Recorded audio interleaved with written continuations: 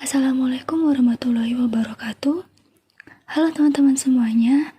Pada video kali ini, saya bersama dengan teman-teman saya akan menjelaskan sebuah materi dari mata kuliah Sistem Informasi Akuntansi, yaitu tentang pengendalian internal Sistem Informasi Akuntansi. Sebelumnya, perkenalkan, saya Nur Hikmah, dan perkenalkan juga dua teman saya, Rara Abel Praciara dan Lulu Hasanatul Munandiro. Oke, langsung saja ke materinya. Pengertian sistem pengendalian intern. Dalam arti sempit, pengendalian intern hanya dibatasi pada kegiatan pengecekan, penjumlahan, baik penjumlahan mendatar maupun penjumlahan menurun. Dalam arti lain, pengendalian intern adalah rencana organisasi dan metode bisnis yang dipergunakan untuk menjaga aset, memberikan informasi yang akurat dan andal, mendorong dan memperbaiki jalannya organisasi, serta mendorong kesesuaian dengan kebijakan yang telah ditetapkan.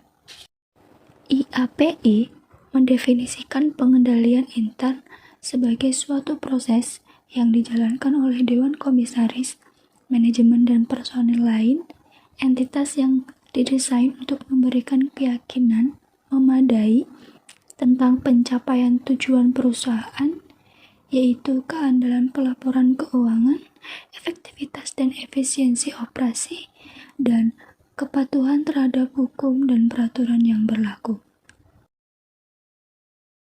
Selanjutnya, tujuan sistem pengendalian intern. Yang pertama, untuk menjaga aktiva perusahaan. Yang kedua, untuk memastikan akurasi dan dapat diandalkan catatan dan informasi akuntansi. Yang ketiga, untuk mempromosikan efisiensi operasi perusahaan. Dan yang keempat, untuk mengukur kesesuaian kebijakan dan prosedur yang telah ditetapkan oleh perusahaan. Baik, untuk penjelasan selanjutnya akan disampaikan oleh rekan saya Lulu Hasanatul Munandiro dan akan dilanjut lagi dengan Rara Abel Praciara.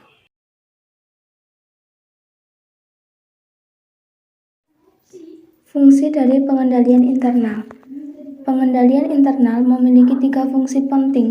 Yang pertama, preventive control, yaitu pengendalian untuk mencegah timbulnya suatu masalah sebelum masalah muncul.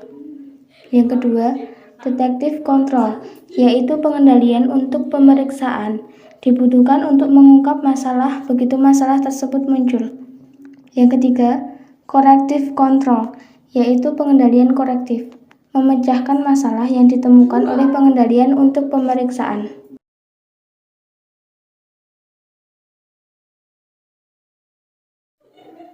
Kerangka pengendalian.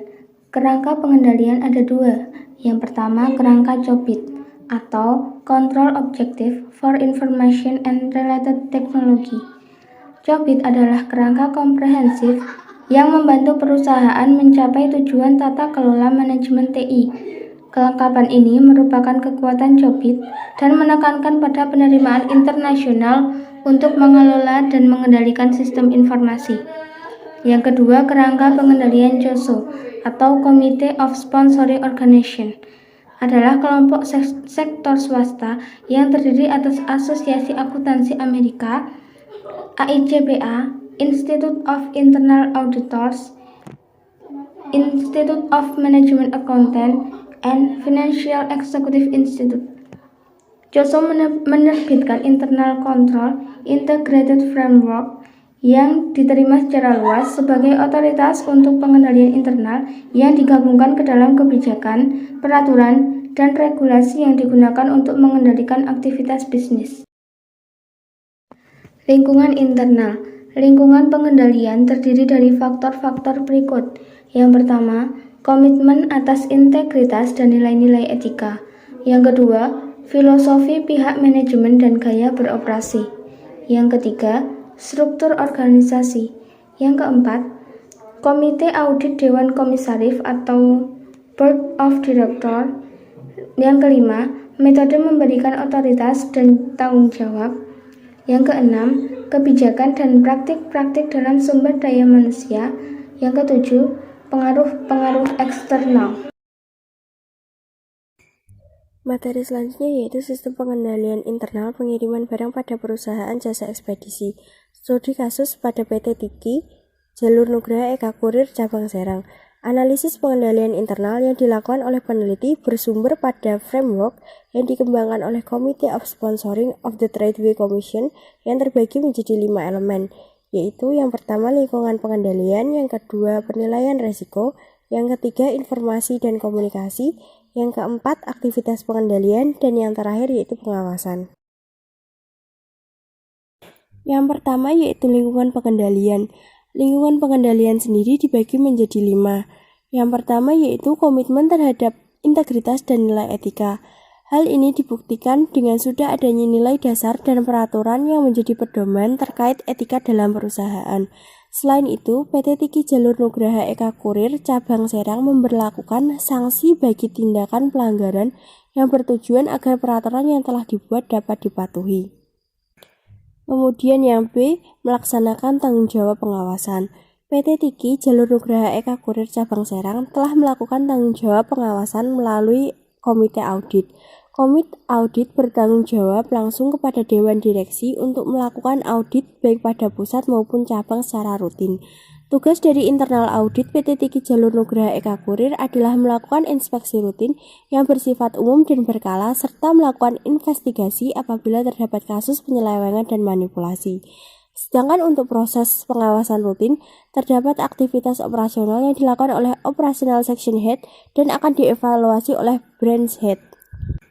Yang C yaitu menetapkan struktur, wewenang, dan tanggung jawab. Penetapan struktur, wewenang, dan tanggung jawab yang ditetapkan oleh PT Tiki Jalur Nugraha Eka Kurir Cabang Serang sudah cukup baik dengan adanya pembagian wewenang dan tanggung jawab secara jelas untuk masing-masing departemen dan unit. Namun, masih ditemukan kelemahan karena masih terdapat kekosongan jabatan. Yang D yaitu komitmen terhadap kompetensi.